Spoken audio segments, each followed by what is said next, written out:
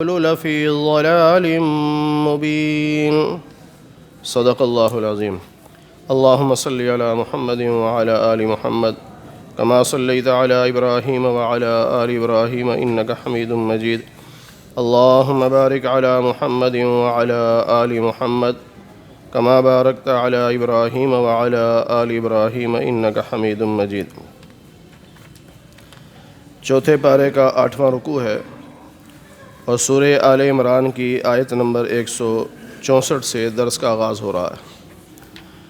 اللہ تعالیٰ فرماتے ہیں کہ اللہ نے مومنوں پر احسان کیا کہ ان میں اپنا محبوب نبی بھیجا۔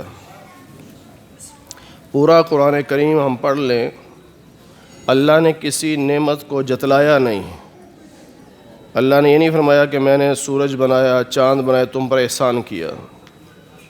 صرف ایک نعمت ہے نبی پاک صلی اللہ علیہ وسلم کا وجود، کہ اللہ فرماتے ہیں کہ میں نے مومنوں کو یہ وجود دے کر ان پر احسان کیا ہے۔ اور رسول بھی ایسا ہے کہ من انفسہم، انہی میں سے ہیں، یعنی مکہ والوں میں سے، مکہ والوں ہی میں سے، قریشی خاندان کے، بنو ہاشم کے، اللہ نے محمد صلی اللہ علیہ وسلم کو اپنا محبوب بنایا اور آخری رسول بنایا۔ پھر اس رسول کے ذمے 4 کام، یتلو علیہم آیاتہ، اللہ کی آیات کی تلاوت کرتے ہیں، اور ویزکیہم، ان کے دلوں کا تزکیہ کرتے ہیں، دلوں کی صفائی۔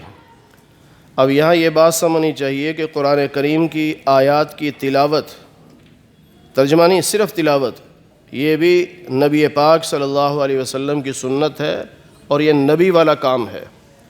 جیسا ناظرہ پڑھا رہے، حفظ پڑھا رہے یا پڑھ رہے، تو یہ نبی والا کام کر رہے ہیں۔ اسی طرح جو تزکیہ کرتے ہیں، اللہ والوں کی صحبت میں جا کے بیٹھتے ہیں تو اللہ والے توجہ فرماتے ہیں اور دلوں کی کیفیت بدل جاتی ہے۔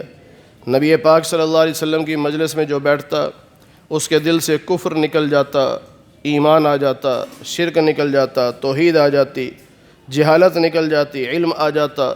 تو اللہ والوں کی صحبت میں بیٹھ کر بھی دلوں کی کیفیت بدلتی ہے، اس کو تزکیہ نفس کہتے ہیں۔ یہ بھی نبیوں والا کام ہے۔ اچھا، بعض حضرات کہتے ہیں کہ جی کیسے ہو سکتا ہے، ایک انسان کے پاس بیٹھیں تو صرف بیٹھنے سے ہی رنگ چڑھ جائے، یہ کیسے ہو سکتا ہے؟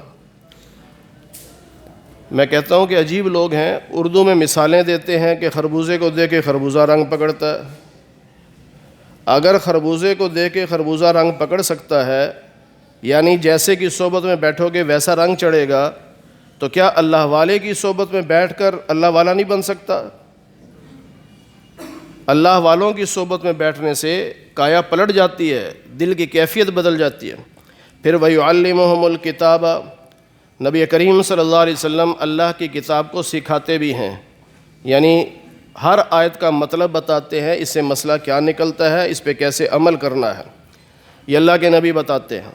اور والحکمت، سنت بھی اللہ کے نبی خود بتاتے ہیں کہ تمہاری یہ سنت کیا ہے۔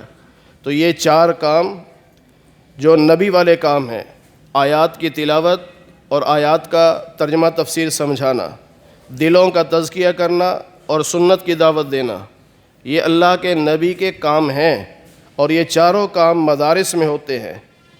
مدارس میں حفظ و ناظرہ پڑھایا جاتا ہے تو آیات کی تلاوت ہو گئی، وہاں ترجمہ تفسیر پڑھایا جاتا ہے تو وَيُعَلِّمُهُمُ الْكِتَابَ پہ عمل ہو گیا، درس حدیث ہوتا ہے، حدیث پڑھائی جاتی ہے تو والحکمہ پہ عمل ہو گیا، اور اللہ والے تشریف لاتے ہیں اور وہ اصلاحی بیان فرماتے ہیں تو یہ تزکیہ نفس بھی ہو گیا۔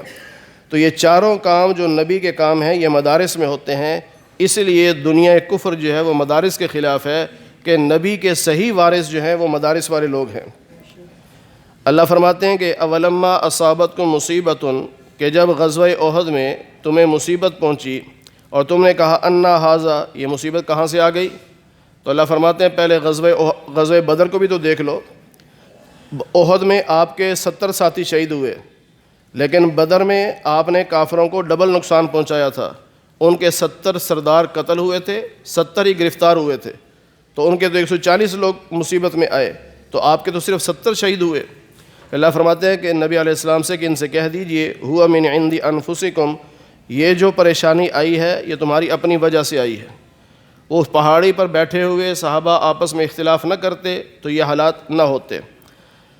اللہ فرماتے ہیں کہ میں تو ہر چیز پر قادر ہوں، جو چاہے کر سکتا ہوں، لیکن اس کے احد کے میدان میں تمہیں جو بھی پریشانی آئی وہ اللہ کے حکم سے آئی، کیونکہ اس میں اللہ نے دنیا والوں کو دکھانا تھا کہ دیکھو مومن کون ہے اور منافق کون ہے۔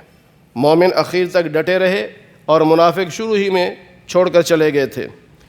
پھر اللہ فرماتے ہیں کہ جب ان منافقین سے کہا گیا کہ آؤ اللہ کے راستے میں جہاد کرو، ان کا ہم تو نہیں کرتے، تو انہوں نے کہا گیا چلو تم نہ لڑو لیکن مسلمانوں کی صفوں میں کھڑے ہو جاؤ تاکہ تمہاری وجہ سے تعداد میں اضافہ ہو اور دشمن پہ روب پڑے۔ تو آگے سے کہنے لگے لو نعلم قتالا، اگر ہمیں یہ لڑائی سمجھ آتی تو پھر ہم لڑتے۔ یہ کوئی لڑائی ہے کہ ادھر 3000 کافر ہیں ادھر 700 مسلمان ہیں، کوئی لڑائی نظر نہیں آتی، کوئی جوڑ نہیں ہے، اس لیے ہم لڑنے کو تیار نہیں۔ اللہ فرماتے ہیں کہ منافق جو ہوتا ہے وہ کبھی مسلمانوں کے ساتھ ہوتا ہے، کبھی وہ کافروں کے ساتھ ہوتا ہے، منافق جو ہوا۔ لیکن اس موقع پر یعنی احد کے میدان میں ہم للکفر یومئذ اقرب منہم للایمان، یہ ایمان والوں کی بجائے کافروں کے زیادہ قریب تھے، کیونکہ جہاد سے صاف انکار کر دیا تھا۔ اور یہ بعض باتیں جو زبان سے ظاہر کرتے ہیں یہ بہت تھوڑی ہیں، دل میں ان کے بہت سارا بغض ہے، اور دل میں کچھ ہوتا ہے زبان پہ کچھ ہوتا ہے، اسی کو منافقت کہتے ہیں۔ اور اللہ فرماتے ہیں کہ یہ جو کچھ چھپاتے ہیں اللہ سب جانتا ہے۔ پھر ان منافقین نے اپنے بھائیوں کے بارے میں کہا لو اطاعونا ما قتلوا، اگر یہ ہماری بات مانتے، گھروں میں رہتے، جہاد پر نہ جاتے تو نہ مرتے۔ یہ پہلے بھی گزر چکا ہے کہ منافق یہی کہتے تھے۔ اللہ نے اس کے جواب میں نبی علیہ السلام سے فرمایا کہ آپ ان سے کہیے کہ تم تو گھروں میں بیٹھے ہو نا، اگر تم اس دعوے میں سچے ہو کہ گھر میں رہنے سے موت نہیں آتی تو تم موت سے بچ کے دکھاؤ۔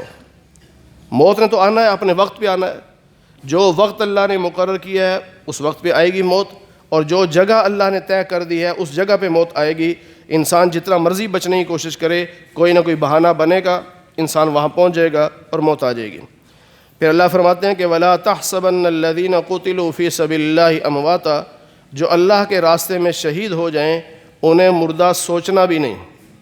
دوسرے پارے میں تھا وَلَا تَقُولُوا، کہ مردہ کہنا نہیں، یہاں اللہ فرماتے ہیں مردہ سوچنا بھی نہیں۔ زبان پر بھی پابندی ہے، سوچ پہ بھی پابندی ہے۔ پھر کیا سوچیں؟ اللہ کہتے ہیں یہ عقیدہ یہ رکھو بل احیاء، وہ زندہ ہیں اور رب کے ہاں انہیں رزق دیا جاتا۔ احد کے میدان میں جو صحابہ شہید ہوئے تو اللہ تعالیٰ نے ان کو بڑے انعامات سے نوازا۔ ظاہر ہے حدیث پاک میں ہے کہ شہید کے خون کا پہلا قطرہ زمین پہ گرتا ہے اور اللہ سارے گناہ معاف کر دیتا۔ تو ان کو اللہ نے درجات دیے، اور احادیث میں ہے کہ اللہ کے عرش کے نیچے پنجرے بنے ہوئے ہیں، گھونسلے، وہاں پر سبز رنگ کے پرندے ہیں۔ ان پرندوں کے پوٹوں میں اللہ شہید کی روح کو داخل کر دیتا ہے اور وہ جنت میں جا کر کھاتے پیتے ہیں، میوہ جات کھاتے ہیں، پھل کھاتے ہیں۔ تو جب شہداء کو یہ فضیلت ملی اور ان کو یہ راحتیں ملی تو انہوں نے کہا کہ کاش ہماری یہ خبریں کوئی ہمارے بھائیوں کو پہنچا دے کہ وہ تو رو رہے ہوں گے، ان کو پتہ چلے بھی رونے کی بات نہیں ہے، شہید تو بڑے مزے میں ہے۔ تو اللہ نے فرمایا کہ کوئی کیوں خبر پہنچائے گا، ہم خود تمہاری خبر قرآن کے ذریعے پہنچا دیتے ہیں۔ اس لیے فرمایا کہ انہیں مردہ نہ کہو، وہ زندہ ہے، اللہ کے یہاں رزق دیا جاتا ہے، اللہ نے اپنے فضل سے جو کچھ دیا ہے اس پر وہ بڑے خوش ہیں، اور جو ان کے بھائی ابھی شہید نہیں ہوئے ان کے بارے میں بھی خوش ہیں کہ یہ سیدھے راستے پہ چل رہے ہیں، ہمارے پیچھے ہی چل رہے ہیں، یہ بھی شہید ہو کے ہمارے ساتھ جنت میں آئیں گے۔ اور اللہ کا جو فضل اور اللہ کا جو نعمت ہے اس پہ بڑے خوش ہوتے ہیں۔ اور فرمایا یاد رکھو اللہ مومنوں کے اجر کو ضائع نہیں کرتا، اللہ کسی مومن کے اجر کو ضائع نہیں کرتا۔ ہاں مومن خود ضائع کر لے، دکھلاوے کی نیت کر لے، یا اس نیکی کے بعد تکبر کر لے، یا کسی پر احسان کر کے صدقہ دے کر خیرات دے کر اس کو تکلیف پہنچائے یا احسان جتلائے تو خود ضائع کر دے، الگ بات ہے، لیکن اللہ تعالیٰ اپنے بندے کی نیکی کو ضائع نہیں کرتے۔ اللہ تعالیٰ ہمیں قرآن کریم کی صحیح سمجھ نصیب فرمائے۔